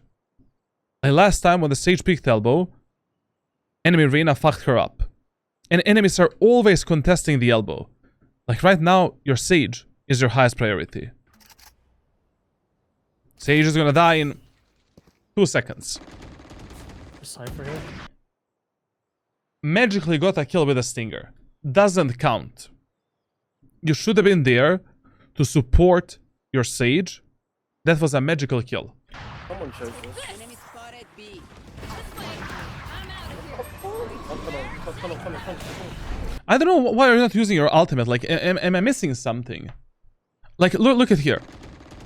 Cypher here. So, we killed the enemy Viper that pushed the elbow. We know that enemy Jet is on the site with Operator and she missed the shot. Like, before my teammates die, what I want to do is use the ultimate, use a wall like this to cover my teammates, and just ba ba ba ba. Ah! Done. Kill the Jet before she kills the rest of my team. I mean, chances of Jet killing you while you're running like monkey and doing, you know, this type of shit My ult's ready.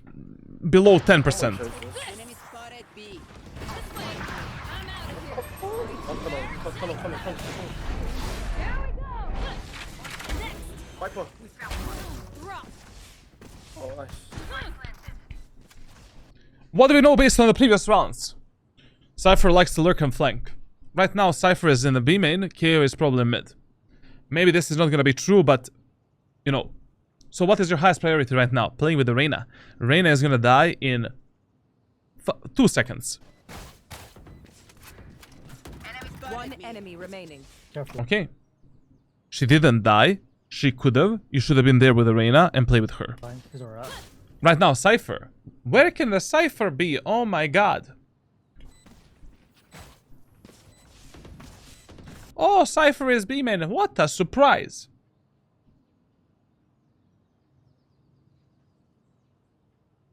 Fix your map awareness. Track the enemies a bit better. I have a training for this. We'll share that with you. Running low. Like, this type of information is crucial in a game of Valorant. When enemies are so repetitive, like, in order to punish the enemies, and in order to have a fast and proper game decisions. If you're not thinking in a way that I'm explaining you right now, to you right now, you're fucked in this game. Like, adaptiveness in this game is very important. Reading the game is very important. Game knowledge is very important. And everything else is gonna suck for you. And you will be losing the matches and rounds because these 3 things are shit. And you need to improve them. Your life can go to waste. Even with numbers, anything can still happen. Let's see the enemy's economy. 2 enemies are eco, okay. I'm out of here. So I don't know, in this round, if I would push the B side, I mean, Cypher usually played B side. We have nothing to counter the Cypher trip virus. Like, you know, in the games where you don't have a Sova or you haven't, you know, you're not playing Jet, you cannot basically like dodge the trip virus. If you're pushing the B side, you kinda need mid, you know, like, and if you're playing Neon, it is kinda easy to split the B side. Because, you know, let's say we're doing a 2-3 split. Like, 3 players are going elbow, 2 players are going B main. We can just take a control here, kill the enemies on tower, do this wall, Coming through. bam, and just take this position. From this position, maybe stun the backside, stun the enemies at the CT, bam, bam, move in. Out of here.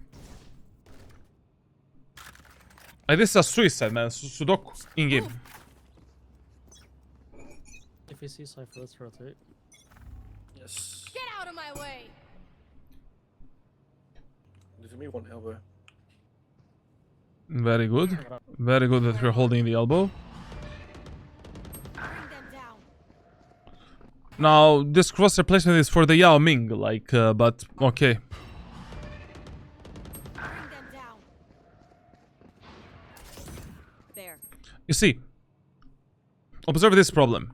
So, your Sage is pushing the elbow. You're not ready to refray the Sage. Down. Sage pushing the elbow.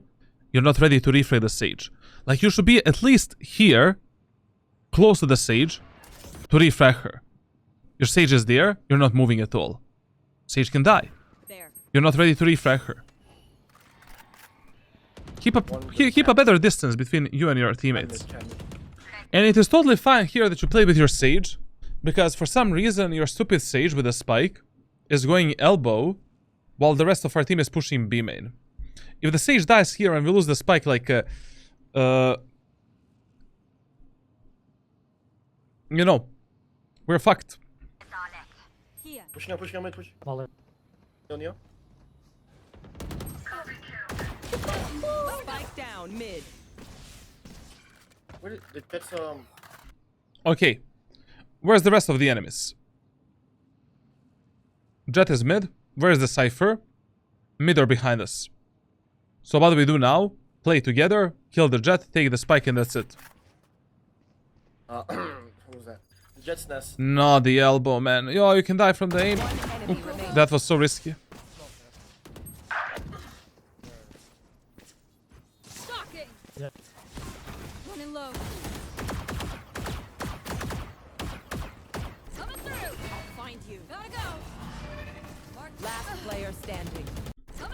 Listen, Stalking. Yeah. Running low. I mean, this type of shit I would never do with 14 HP. With 14 HP, I would just make sure that I have a proper crosshair placement to kill this Jet and to delete her from the map with my fade. The reason why I wouldn't do this shit... Yo, it's empty. Thank you all for the tier 1 summon. The reason why I wouldn't do this is because one Jet dagger in the leg and you're dead. Like, the only reason you didn't die here is because Jet is trash can, you know, but even a gold player should be able to hit you here at least once. Just treat each other out, you know, like, what is this? And if you're already 2v1, you know, you have a true numbers advantage. I was speaking in my last stream, and my last VOD review, you know, what is a true numbers advantage in Valorant? Immortal Sky 69 VOD review. Stay away in a 2v1 scenario, and in every scenario where you have a true numbers advantage, stay away from using any unnecessary utility that can fuck you up based on timings, that can split you into 1 versus 1 gunfights, and that can also disallow you to play on the refill potential. Like, this wall is just stupid. You know, this wall can potentially fuck us up so that our fade cannot refrag us, and it was much better if you just play with a fade, pick the Jet together, kill the Jet, and that's it. I'll find you. Gotta go. Mark. Last player This is unnecessary utility. standing. This takes back. We're not gonna lose this round, no.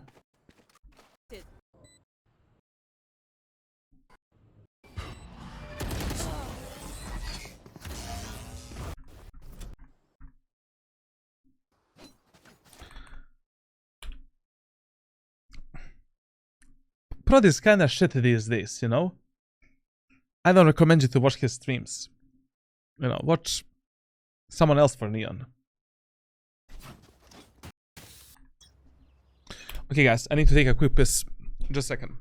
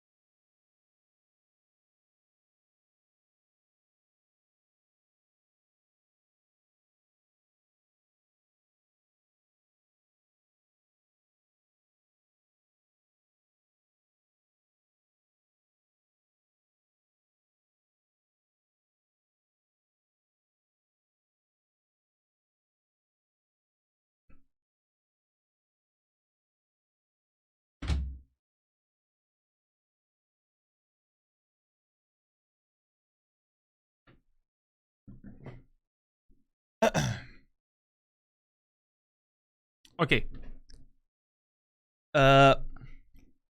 Listen. I'm kind of tired right now. But let's finish the VOD. Like, we're streaming for 7 hours. I'm ulting.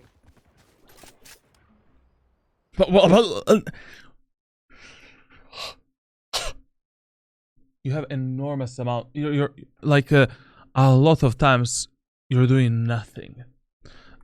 Reyna is pushing mid. What are you holding? You're painting the wall, trying to find like ends on the like what? Hold the angle for her. Take the space with her. Pace with her. Like you're not able to refire the Reyna if she dies from top mid. At this moment of time, as the Reyna is running here, so she's going ba ba boo ba ba ba, you should at least be somewhere here, contesting the doors, getting ready to take the space with the Reyna. Come on, man. Come on, bro. Better team play. You know?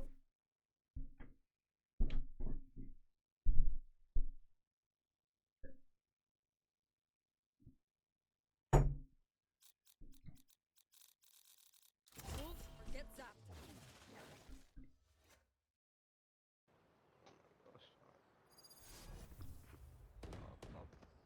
Enemy spotted. I'm praying for his Reyna. Huh! Prayage worked. Sorry. Think about it. Cypher, go away, go away. Cypher's B. I have the spike. Cypher and Viper are B. Just go away. That Sage, not even... No. That kind of Shut the fuck up. Shut the fuck up, Neon. not mess that up. Not even a Jesus Christ could have saved that Sage, so, you know, 30 it's okay. seconds left. I'm over them. Bro, I'm gonna fucking kill someone. 94 on Viper. For example, in this round, it is totally fine that you're lurking and flanking. To be honest, our 5-man pushes were not working that good on B and mid, but if we pushed A, you know, they were working. And when you end up in a numbers disadvantage and you think you have a good timing to surprise the enemies, it is totally fine what you're doing. Because probably right now you'll be able to get 1 or 2 kills on mid, but you need to find a better position for that. In this scenario here, what I would have done is I would have just played, you know, holes to the boxes here. And then when the Viper opens the wall, bam. Fuck her up and that's it. I mean, right now, you cannot like... You have zero information, man. Spike down A. Fully tracked me, bro. Fucking bullshit. Spikes down.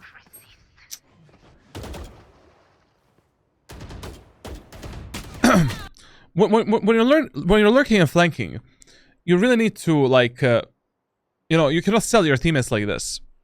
Like basically, you know, your lurk and flank cannot last for an eternity. If your teammates are already pushing into the site, Viper using the ultimate, you don't have information here, you need to make some kind of a move before your teammates start dying. Last Oh, Reyna won that, bro. Yet.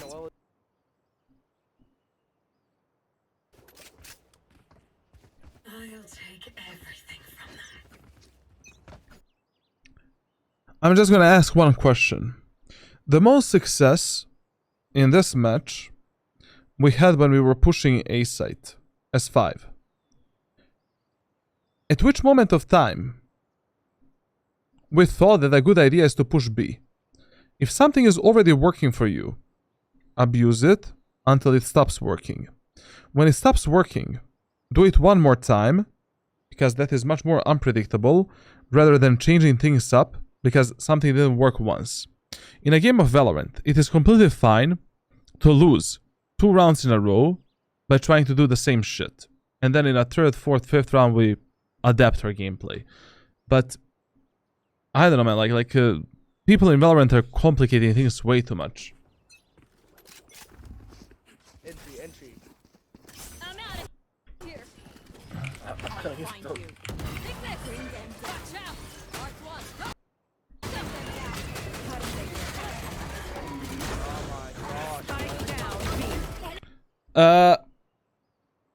Just when you know, remember that you're not only using your neon wall to protect yourself and to enter the site yourself, you're also using the neon wall to help your teammates. You know, right now we know that the Cypher is backside because of the dogs and everything else. But the reason why I would have done this wall here is not necessarily to protect myself, but also to create the space for my allies through which they can surprise the enemies, take the elbow control and the side control for free, and then we can fight the rest of the map.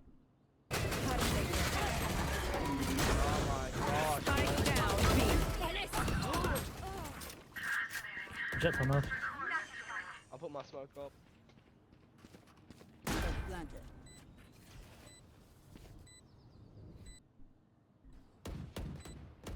Okay, listen. Sage is in the connector, Reyna there, Viper there. Generally speaking, if your teammate's in a post-plant position like this, the best spot that you can play is this position. Because from this position, you're able to, like, you know, playing around here, on the bottom edge.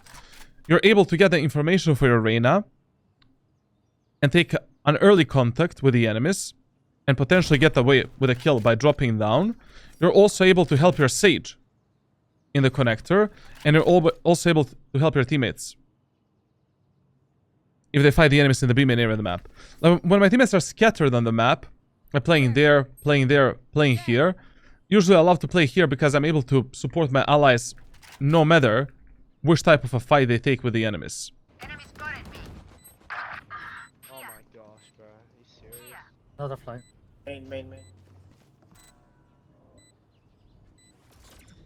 Both. Yeah, both here, man. One enemy remaining. Okay. I got ult. That was actually a good push, to be honest. Kill. Okay. I mean, this is a complete 50-50 fight. Like, you know, this type of a fight I only take when I notice that I'm mechanically much better than the enemies. And usually I take it with the operator. I just buy the op, pick the doors, take an easy kill, and that's it. Now, would I do this type of a play in this specific match if I was this Neon guy? No, absolutely. Like, our 5-man A pushes were quite good and quite okay. We did win enormous amount of rounds on A when pushing S5, and enemy's defense of A was shit. So, as an only movement type of a duelist, I would have actually played with my teammates. Reyna should be maybe the one, you know, lurking mid. You know? Because she is immobile, she's not that useful for taking the aiming control. You have a wall, you have 2 stuns. You can shit on the enemies on the A side. Coming through. This. I'm out of here. This is really good. This is really good. This play is really good. Like, if he wasted any more time on mid, only God knows what would have happened with his teammates on A side. This is exactly how you want to play. A bit more proactive, like search for these type of timings. I'm gonna take this kill. I want to take the kill. Fuck. One enemy remaining. Good, not bad. Match point. We cannot. Enemies are playing an eco hull by round. If you push B set again, I'm gonna cut my penis off and eat it live on stream. I'll agree. Losing sucks. Come on, let's win. Okay, guys. I'll do it on my OnlyFans.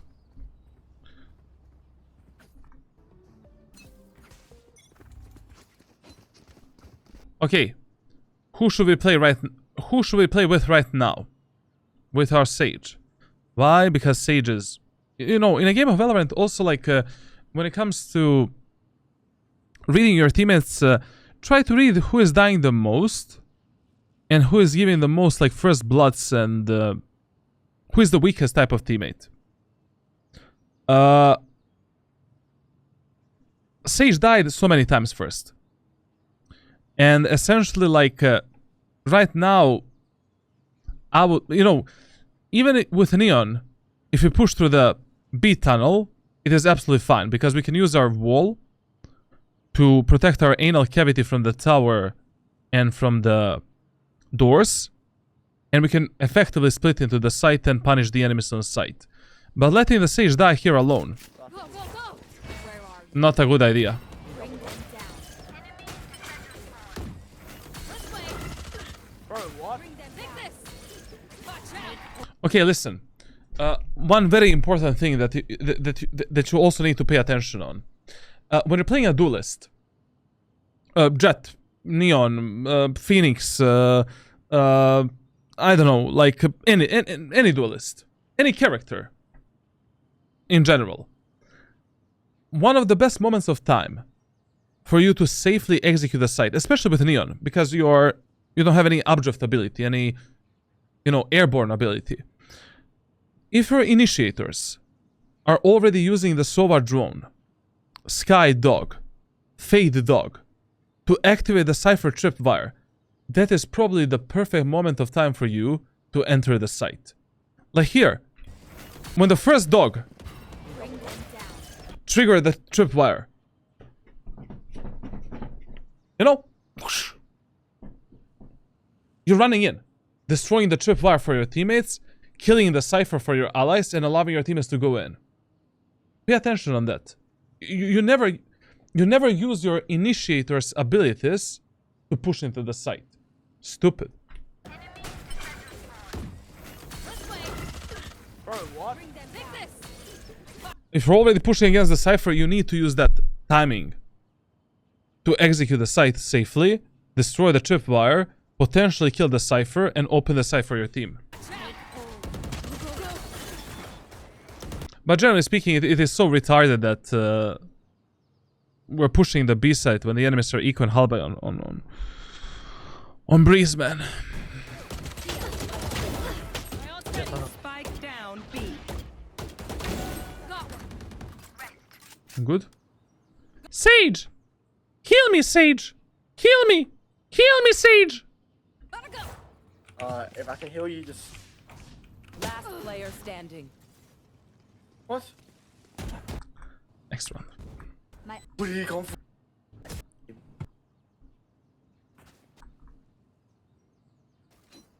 Nah. I mean, listen, like, what? I don't get it why they are pushing a Cypher. You know, sometimes it is okay to push into the site where the enemy sentinels are playing, especially if your pushes are working, if your pushes are easy, if that Cypher is a shit player, or something like that. But whenever they pushed onto the B side, the push was so hard, so dangerous, and the enemies usually won the round. I mean, if you're already not finding a success by doing a 5-man push through the B main choke point, you need to split that site. You know, you need to tell your teammates, hey guys, okay, enemies are eco. It is a bit stupid to push the B site in this round, especially against the Cypher. But can we please go 3 elbow and 2 B main? Or maybe 1 B main and 4 elbow. That would be totally fine. But trying to force these pushes when they don't work for you, I don't know, man, like literally. You're just, you know, hitting yourself in a wall for no reason. Get out of my way! Parasite. My dude is a Sisyph, bro. Yo, watch out. This way! I'm out of here! Oh, you knew it! Here we go! Last Yo, it's player crazy. standing. Spike.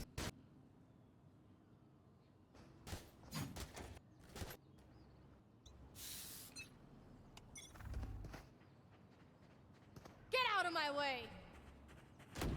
parasite. My ult ready. Yo, watch out, Jet. This way. I'm out of here. Oh, she knew it! Here we go. Last Yo, it's player crazy. standing. Yo. Spike down mid. What the fuck did I just watch? I'm out of here. Yo, watch out, Jet. This way. I'm out of here. Oh, she knew it! Here we go. Last Yo, it's player crazy. standing. Okay, I think this is gonna be the round where we end this VOD review. We're not gonna watch the overtime. We're already 2 hours in, and I don't want to speak about this at all. Listen, man. We're gonna discuss your problems a bit more in depth through the private messages. I'm gonna share with you some kind of a training that I think is gonna be valuable for you to use for the following 1, 2, 3, 4, 5 months. When it comes to everything that I wanted to discuss about your gameplay and tracker, we've covered it. And we'll see what's gonna happen for you in the future. You should stick with Omen. You know, play... And on Breeze... Maybe don't play Neon. You know? Try Viper. You already have 60% win rate with Omen. You know, try Viper. Try Jet. Try Reyna. Try Chamber. You know, it is stupid to force yourself playing something if that something is already not working for you. Or fix all of the problems that I've discussed in this VOD review. You know? Other than that, make sure to subscribe, leave a like, join my Discord server for private coaching, join the live streams. You know, I'm doing all of this live, and I will see you in the next VOD review.